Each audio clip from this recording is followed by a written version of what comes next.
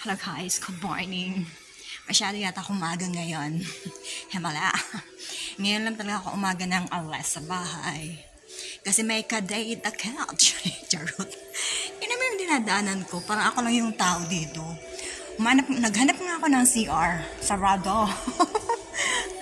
Ganito ba talaga kaaga? Ngayon lang for the first time. Ngayon lang talaga ako umalis ng maaga sa bahay.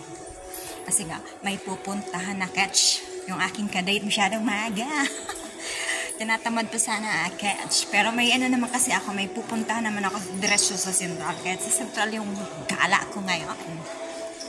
So, maghanap pa ng MTR dito at mag-i-MTR ako. Hindi ko pa masyadong kabisado yung bus kasi rito. Kaya MTR yung gagamitin ko. Yan yung tao dito. Pero maya-maya ito promise. Marami na kasi mall to. Guys, happy Sunday po sa inyong lahat. Please Sunday. So, maghahanap sana ako ng CR. So, hanap na lang ako ng MTR na lang. Kasi sa MTR, marami namang doon. Siyempre, alam niyo naman, girl, lalo tayo. Papaganda. Pero maganda naman, charot. Hindi, guys. Pinapatawa ko lang kayo. Kasi, siyempre, boring naman yung aking bedjes ko lang tsawa-tsawa. Bihara na nga lang akong magsalita si Cam. Kasi no choice ako. May trabaho tayo eh. Hindi tayo pwedeng magsalita sa camera. Na na andyan si Amo. Magkapagalitan ako at magtaka yun. Siyempre, bilang respeto, kailangan respetuhin natin yung amo natin. Parang nakalampas na ako sa pupuntang kong MTR. Ayun yung MTR na pupuntahan ko yun. Ayan, yung escalator na pababa. Diyan ako pupunta. So, 3 minutes man lang. Mag 3 minutes. So, magbababay na ako. Kasi bihara ako mag-videos ng ng ganare.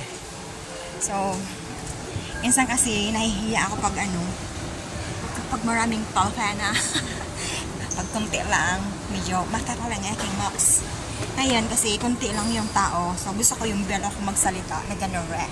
Ayun, may nakita akong CR doon. So, magsi-CR ako. Ngayon, papunta ako ng baba. Kasi nga, dito malapit ito sa, sa MTR. Nagpepeganda catch Danny. Parang nakaramdam na ako ng gautam. Nanibago kasi yung nanibago kasi yung tiyan ko. Kasi dati, halos almost 1 month, ang dami naming pagkain. Kung makikita nyo naman sa post ko, napakadaming pagkain. Unlimited sa kain. Pero ngayon, kasi nga, magti-teachers na ako sa bibing alaga ko. Kailangan yung lulutuin ko for the whole day na. So, luluto ako sa lunch hanggang dinner na yun. Ini-estimate ko pa kasi nga yung lutuan namin maliliit nga lang kasi nga couples lang naman sila. Siyempre, so gagawin ko pang 6 portion yung lulutuin ko. Kaya medyo nakunti yung portion na pagkain namin. Pero next week, siyempre, babaguhin ko yung lulutuin ko. Medyo dadami-damihan ko. Parang marami naman at hindi kami magotaw. Hindi naman ako promise na gutom. Kaso nanibago kasi siyempre dati halos umaayaw na nga ako sa pagkain.